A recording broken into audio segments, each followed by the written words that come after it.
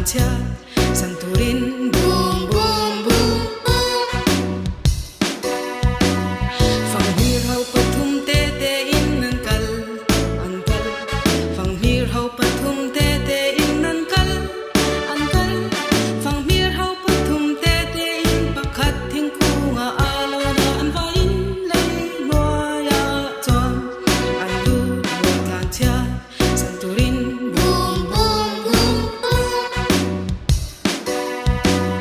Phang hir hau chu pali te te nan kal phang hir hau chu pali te te nan kal phang hir hau chu pali te te in pakhat ting in kunga lo karan va in lei noya chuan an lu bot lancar santurin boom boom boom. Phang hir hau panga te te in an kal phang hir hau panga te te in an kal phang hir hau panga te te in pakhat ting in tuya in lu an va in lei noya chuan an lu bot lancar santurin boom boom boom. Phang hir hau paruk te te in an kal phang hir hau paruk te te in an kal phang hir hau paruk te te in pakhat ting in mola thara an va in lei noya chuan an lu bot lancar santurin boom boom boom. Phang hir pasari te te in an kal phang hir pasari te te in an kal phang hir pasari te te in pakhat ting in na ṭawng chaya an va in lei noya chuan an lu bot lancar santurin boom boom boom. Phang hir hau parya te te in an kal phang hir hau parya te te in an kal phang hir hau parya te te in pakhat tolai lira a chuang an va in lei noya chuan an lu bot lancar santurin boom boom boom. Phang hir hau pakwa te te in an kal phang hir hau pakwa te te in an kal phang hir hau pakwa te te in pakhat ting in sana a in an va in lei noya chuan an lu bot lancar santurin boom boom boom. Phang hir hau chu som te te in an kal phang hir hau chu som te te in an kal phang hir hau chu som te te in pakhat ting in na ṭawng.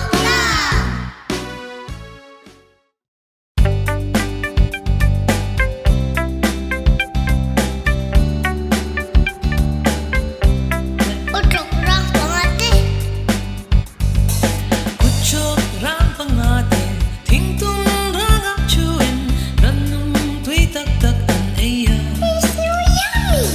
Pakadila azuang kang, an nuamin na daisi, tuna palitia an omta.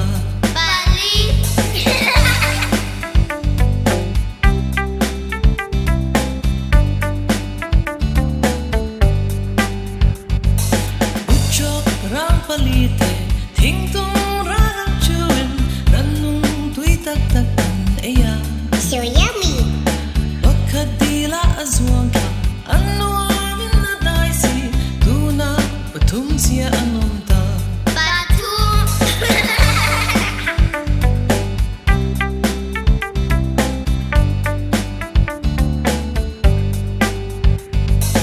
Ucok rang patumte, thing tung rang ak chuin, ran nung tui tak tak an eya. Pakadila azuang kang, an nuamin na daisi, tuna panitia an omta.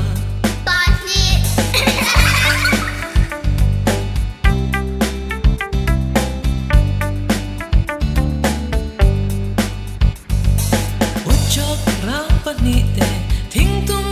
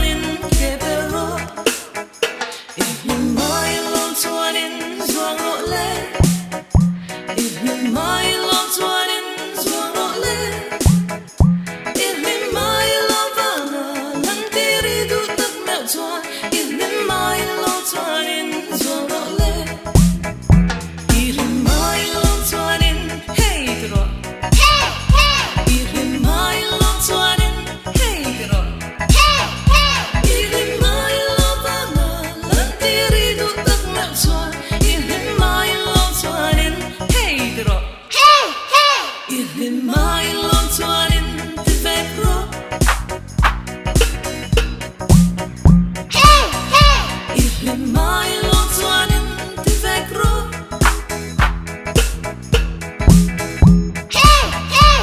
lên mai lova nan ti ri du tak mel chuan lên mai lo chuan in ti vek ro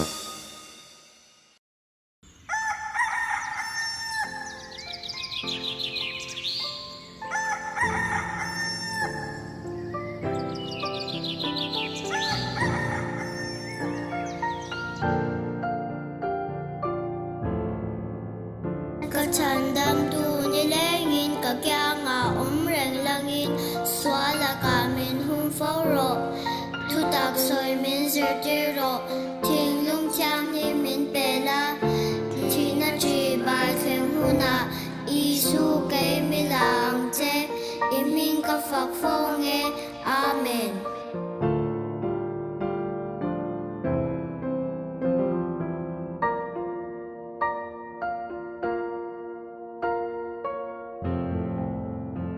Chan dam tu ni lengin ka kya nga reng langin swala ka min hum foro thu dak soi min zir ro ting lung chang ni min pela thi na chi bai pheng huna isu ke mila ang che hming ka phak fo nge amen.